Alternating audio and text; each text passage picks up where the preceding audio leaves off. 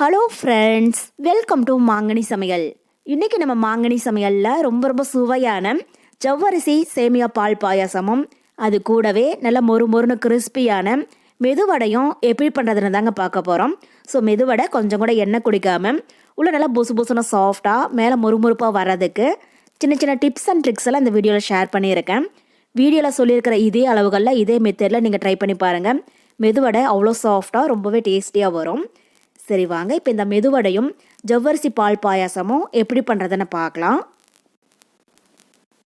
மெதுவடை பண்ணுறதுக்கு ஃபஸ்ட்டு நம்ம உளுத்தம்பருப்பை அரைச்சி எடுத்துக்கலாம். அதுக்கு நான் 1/4 கிலோ அளவுக்கு உருட்டு உளுத்தம்பருப்பை நல்லா கழுவிட்டு 2 மணி நேரம் போல் ஊற வச்சு எடுத்துருக்கேங்க. இதை இப்போ தண்ணியெல்லாம் வடிச்சிட்டு நம்ம கிரைண்டரில் சேர்த்துடலாம். உளுத்தம்பருப்பு கொஞ்சமாக இருந்துச்சு அப்படின்னா மிக்ஸி ஜாரில் போட்டு அரைச்சிக்கோங்க. இது கொஞ்சம் நிறைய இருக்குது அப்படிங்கிறதுனால நான் கிரைண்டரில் சேர்த்து அரைக்கிறேன். உளுத்தம்பருப்பில் கொஞ்சம் கூட தண்ணி இல்லாமல் நல்லா வடிச்சிட்டு அதுக்கப்புறமா கிரைண்டரில் சேர்த்துக்கோங்க. ஓரளவுக்கு லைட்டாக அரைப்பட்டதுக்கப்புறமா கொஞ்சமாக நம்ம தண்ணி சேர்த்துடலாம். ஃபஸ்ட்டே தண்ணி எதுவும் சேர்த்துடாதீங்க.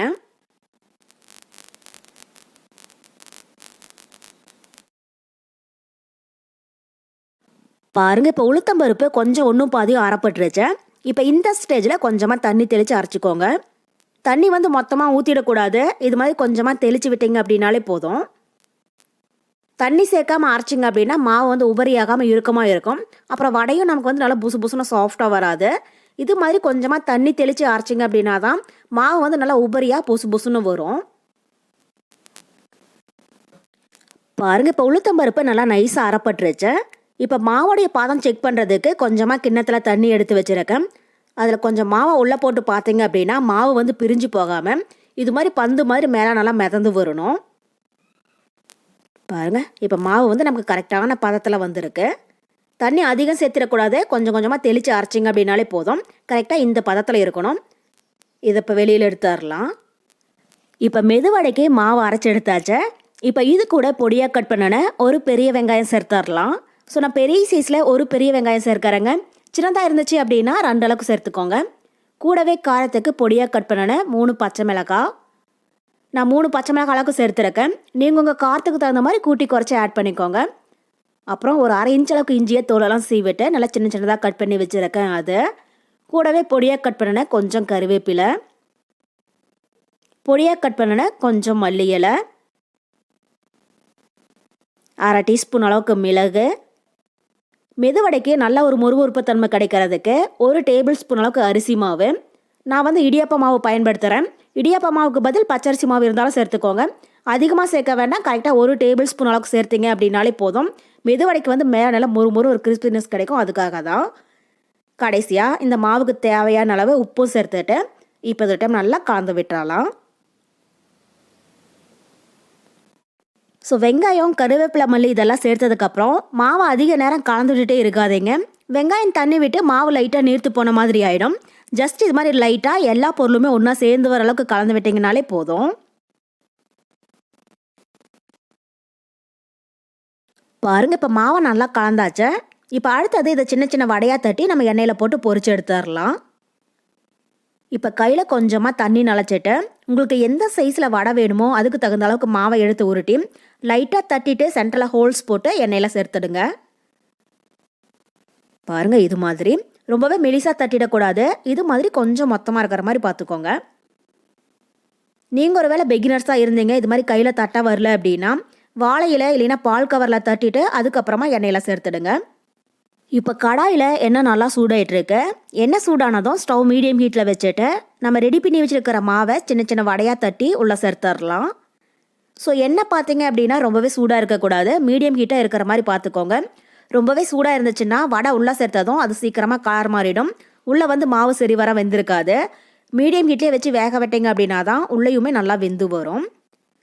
பாருங்கள், இப்போ வடை ஒரு சைடு லைட்டாக பொரிஞ்சிடுச்சு. இதை இப்போ அடுத்த சைடு திருப்பி போட்டுடலாம். இதே மாதிரி அப்பப்போ 2 சைடும் நல்லா திருப்பி போட்டு வேக விடுங்க. அப்போ தான் சுற்றியுமே ஒரே மாதிரி நல்லா கோல்டன் ப்ரௌனாக பொரிஞ்சு வரும். 2 சைடும் நல்லா வெந்து பபிள்ஸ் எல்லாம் ஒரு 90% அடங்கினதுக்கு அப்புறமா வெளியில் எடுத்துடலாம். பாருங்கள், இப்போ வடை 2 சைடுமே நல்லா பொரிஞ்சு பொன்னிறமாயிடுச்சு. பபிள்ஸும் ஒரு 90% அடங்கிடுச்சு. இப்போ இந்த ஸ்டேஜில் இது எண்ணெயிலேருந்து வடித்து தனியாக ஒரு பிளேட்டில் எடுத்து வச்சிடலாம். பிளேட்டில் டிஷ்யூ பேப்பர் இருந்துச்சுன்னா அது போட்டு எடுத்து வச்சுக்கோங்க. வடையில் கொஞ்சம் நஞ்சம் எண்ணெய் இருந்துச்சு அப்படின்னா கூட அது எல்லாத்தையுமே ஈட்டிடும். அவ்வளோதான். இப்போ இதே மாதிரி எல்லா மெதுவடையுமே ரெடி பண்ணி எடுத்துக்கோங்க. அடுத்தது நம்ம பாயசம் பண்ணுறதுக்கு ஃபஸ்ட்டு பாலை காய வச்சிடலாம். நான் 1/2 லிட்டர் அளவுக்கு நல்லா திக்கான பால் எடுத்து வச்சுருக்கேங்க. பால் வந்து நல்லா ஃபுல் ஃபேட் மில்காக எடுத்துக்கோங்க. பாயசத்துக்கு நல்லா க்ரீமியான ஒரு டேஸ்ட்டு கிடைக்கும். பாருங்கள், இப்போ பால் நல்லா பொங்கி வர ஆரம்பிச்சிடுச்சு. இப்போ இந்த ஸ்டேஜில் இதை தனியாக இறக்கி வச்சிடலாம். இது ஒரு 10 நிமிஷத்துக்கு நல்லா ஆறட்டும். அடுத்தது ஒரு அகலமான கடாயில் 5 கப் அளவுக்கு தண்ணி சேர்த்து நல்லா கொதிக்க விட்டுருங்க. ஸோ நான் 100 கிராம் அளவுக்கு ஜவ்வரிசியும் 50 கிராம் அளவுக்கு சேமியாவும் எடுத்துருக்கேங்க. அதுக்கு வந்து 1/2 லிட்டர் பாலும் 5லேருந்து 6 கப் தண்ணியும் சேர்த்துக்கோங்க. இது வெந்து வரும்போது பாயாசம் வந்து நமக்கு கரெக்டான பதத்தில் இருக்கும். இப்போ தண்ணி நல்லா கொதிக்க ஆரம்பிச்சிடுச்சு. இதில் 100 கிராம் அளவுக்கு ஜவ்வரிசியை நல்லா கழுவி சுத்தம் பண்ணி வச்சுருக்கேங்க. அதை உள்ளே சேர்த்துடலாம். சேர்த்துட்டு இது இப்போ லைட்டாக கலந்து விட்டுட்டே இருங்க. ஜவ்வரிசி பார்த்தீங்க அப்படின்னா நமக்கு ஒரு 7லேருந்து 8 நிமிஷத்தில் டக்குன்னு வெந்துடும். மூடி போட்டு மூட வேண்டாங்க, பொங்கி வர ஆரம்பிக்கும். ஓப்பன்லேயே வச்சு வேக விடுங்க. அப்பப்போ இது மாதிரி கலந்து விட்டுட்டே இருங்க. அப்போ தான் ஜவ்வரிசி அடியில் போய் தங்கி அடி பிடிக்காமல் இருக்கும்.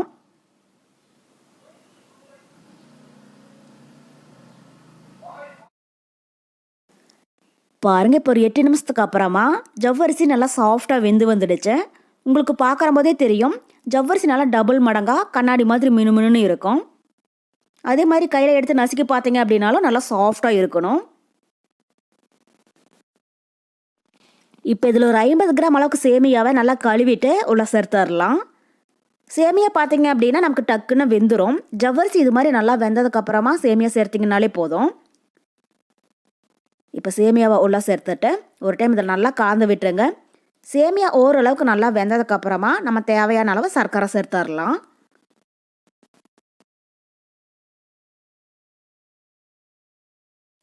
பாருங்கள், இப்போ சேமியா நல்லா சாஃப்டாக வெந்துடுச்சு. ஒன்று எடுத்து கையில் நசுக்கி பார்த்தீங்க அப்படின்னாலே தெரியும், இந்த அளவுக்கு நல்லா சாஃப்டாக இருக்கணும். இப்போ இது கூட ஸ்வீட்னஸ்க்காக 1/2 கப் அளவுக்கு சர்க்கரை சேர்த்துடலாம். இது வந்து நமக்கு கிட்டத்தட்ட 300 கிராம் அளவு இருக்குது. நம்ம எடுத்துருக்கிற இந்த அளவுக்கு சேமியா ஜவ்வரிசிக்கு 1/2 கப் அளவுக்கு சர்க்கரை சேர்த்திங்க அப்படின்னா இனிப்பு வந்து அளவாக இருக்கும். உங்களுக்கு ஒருவேளை ஸ்வீட் ரொம்ப பிடிக்கும் அப்படின்னா 2 கப் அளவுக்கு சர்க்கரை சேர்த்துக்கோங்க. இப்போ சர்க்கரை உள்ளே சேர்த்துட்டு இதை நல்லா கலந்து விட்டுறலாம். உங்களுக்கு பார்க்குறம்போது தெரியும், ஃபஸ்ட்டு வந்து பாயாசம் ரொம்பவே கெட்டியாக இருக்கிற மாதிரி இருந்துச்சு. இப்போ சர்க்கரை சேர்த்ததுக்கப்புறமா சர்க்கரை இலகி பாயாசம் நல்லா தண்ணியாக ஆரம்பிச்சிடுச்சு. பாருங்கள், இப்போ சர்க்கரை நல்லா கரைஞ்ச சேமியாவும் ஜவ்வரிசியும் நல்லா சாஃப்டாக வெந்து வந்திருக்கு. இப்போ இந்த ஸ்டேஜில் இதை இறக்கி வச்சுட்டு இப்போ அடுத்தது நம்ம முந்திரி திராட்சையை வறுத்து இது கூட சேர்த்துடலாம். அதுக்கு பேனில் 2 டேபிள் ஸ்பூன் அளவுக்கு நெய் சேர்த்துக்கோங்க. பாயாசத்துக்கு நெய் அதிகமாக தேவைப்படாது. முந்திரி திராட்சை வறுக்கிறதுக்காக மட்டும் 2 டேபிள் ஸ்பூன் சேர்த்திங்கன்னா போதும். இப்போ நெய் உருகினதுக்கப்புறமா இது கூட ஒரு 15 போல் முந்திரி பருப்பை உடச்சி வச்சுருக்கேங்க. அதை உள்ளே சேர்த்துட்டு இது லைட்டாக பொன்னிறமாகிற அளவுக்கு வறுத்தரலாம். முந்திரி திராட்சையெல்லாம் நம்மளுடைய விருப்பம் தாங்க. நீங்கள் உங்கள் விருப்பத்துக்கு தகுந்த மாதிரி கூட்டி குறைச்சி ஆட் பண்ணிக்கோங்க. இப்போ முந்திரி லைட்டாக வறுப்பட்டதும் இது கூட ஒரு டேபிள் ஸ்பூன் அளவுக்கு உலர் திராட்சை எடுத்து வச்சுருக்கேன். அதையும் சேர்த்துட்டு இது நல்லா பபிள்ஸ் மாதிரி ஆகிற அளவுக்கு வறுத்தரலாம். பாருங்கள், இப்போ முந்திரி திராட்சை நல்லா பொன்னிறமாக வறுப்பட்டு திராட்சை நல்லா பபிள்ஸ் மாதிரி ஆகிடுச்சு. இப்போ இந்த ஸ்டேஜில் நம்ம ஸ்டவ் ஆஃப் பண்ணிவிட்டு இதை பாயசத்தோட ஒன்றும் சேர்த்துடலாம்.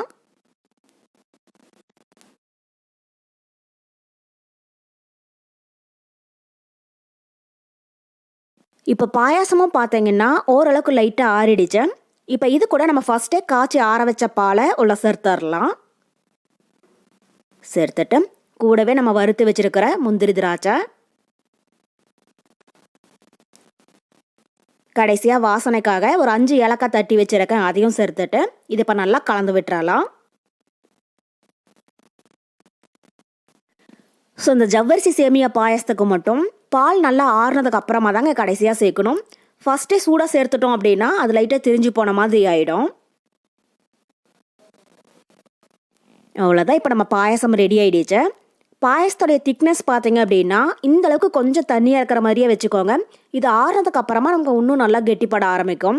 ஒருவேளை உங்களுக்கு ரொம்பவே கெட்டியாக இருக்கிற மாதிரி இருந்துச்சுன்னா கொஞ்சமாக காய்ச்சி ஆற வச்ச பாலை உள்ளே சேர்த்துட்டு கலந்து விட்டீங்க அப்படின்னா சரியாக போயிடும்.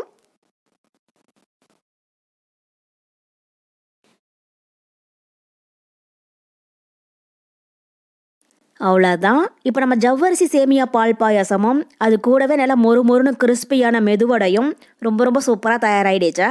ஸோ கண்டிப்பாக நீங்களும் நான் சொல்லியிருக்கிற இதே அளவுகளில் இதே மெத்தடில் ட்ரை பண்ணி பார்த்துட்டு எப்படி இருக்குன்னு கமெண்ட் பாக்ஸில் சொல்லுங்கள்.